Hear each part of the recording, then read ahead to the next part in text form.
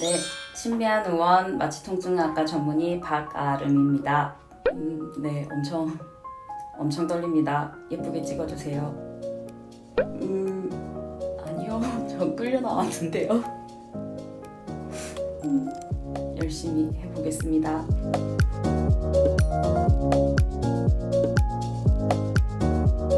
가장 큰 차이점은 자발호흡 가능 여부라고 생각합니다. 수면 마취는 말 그대로 환자분이 자는 상태에서 수술이나 시술을 받는 마취라고 생각하시면 되고요. 전신 마취는 그 자는 상태에서 추가로 신경근 차단제라는 약이 들어가기 때문에 우리 몸의 근육이 이완이 돼서 수술하기 편한 상태가 되는 것입니다. 그런데 이제 이 상태에서는 스스로 호흡을 할 수 없기 때문에 벤틸레이터라는 기계를 이용해서 수술 중에 호흡을 도와주게 됩니다. 네, 모든 종류의 수술, 시술은 다 위험할 수 있습니다.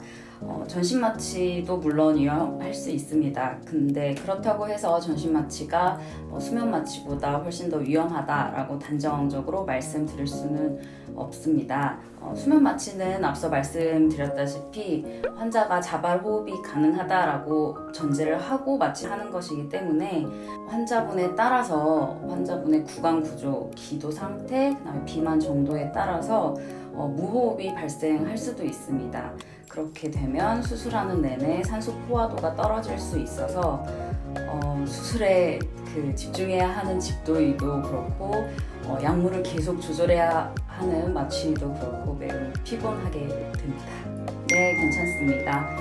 수술 중에 보통은 환자분의 체중이나 키에 따라서 약물이 일정하게 들어가는데 환자분마다 조금씩 사용량이 다 다를 수 있으므로 중간중간 수술 중이신 집도의 선생님 목소리가 들린다거나 잠꼬대처럼 환자분이 말씀을 하실 수 있는데 그럼 바로 제가 마취 심도를 높이기 때문에 네, 걱정하지 않으셔도 됩니다. 마취가 시작된 이후 저는 환자분의 혈압, 심박수, 그리고 산소 포화도, 심전도 등을 체크를 합니다.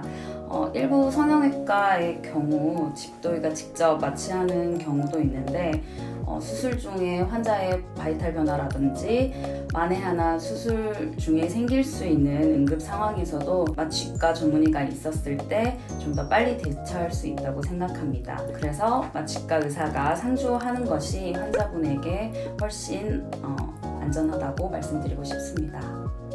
마취 사고라기보다 수술 중 응급 상황 정도가 좋을 것 같은데 아주 다양한 경우가 있을 수 있겠습니다. 마취랑 관련된 응급 상황이라면 전신 마취 시 기도 삽관이 안 된 경우, 그다음에 수술 끝나고 발관하는 중에 성대문 연축, 그다음에 기도 폐쇄가 일어날 수 있겠고 그 외에는 수술 중 저혈압이 생기거나 약물 알러지에 의한 아나필락틱 샥 등등이 생길 수 있겠습니다. 네, 어떤 질병으로 어떤 종류의 약을 드시고 계시는지 꼭 미리 마취과 의사에게 알려주세요. 약에 따라서 수술 전에 끊어야 되는 약도 있고 수술 시작 전에도 드셔도 되는 약도 있기 때문에 미리 물어봐 주시는 게 좋겠습니다. 예를 들면 관상동맥 질환으로 스텐트 시술을 받은 환자의 경우 혈전을 막기 위해서 항혈소판 제제를 복용할 수 있는데요. 이것은 지혈이 잘 안 될 수 있기 때문에 수술 전에 끊어야 되는 약물 중에 하나입니다. 그렇기 때문에 꼭 미리 알려주셔야 되고요. 혈압약의 경우는 수술 당일 아침까지 드셔도 좋습니다. 그리고 약물에 대한 알러지가 있다면 그것도 꼭 미리 알려주시기 바랍니다. 약물에 따라서 수술 후 메스꺼움이나 구토가 발생할 수 있습니다. 또 그것과 상관없이 환자분 컨디션에 따라서도 그런 증상들은 발생할 수가 있는데요. 특히 젊은 여자분들, 그리고 혈색소 수치, 헤모글로빈 수치가 낮은 경우, 그다음에 평소에도 멀미를 잘 느끼시는 분 경우는 좀 더 자주 발생할 수 있습니다. 네.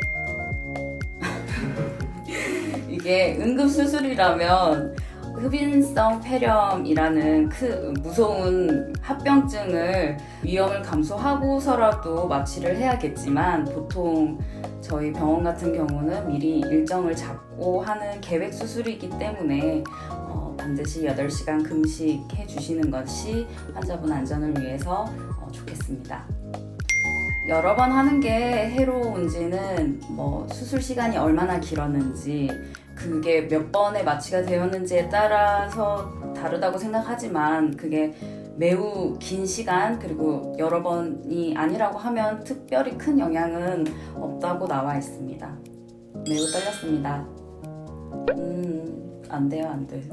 해주세요. 오늘이 마지막입니다. 네, 감사합니다.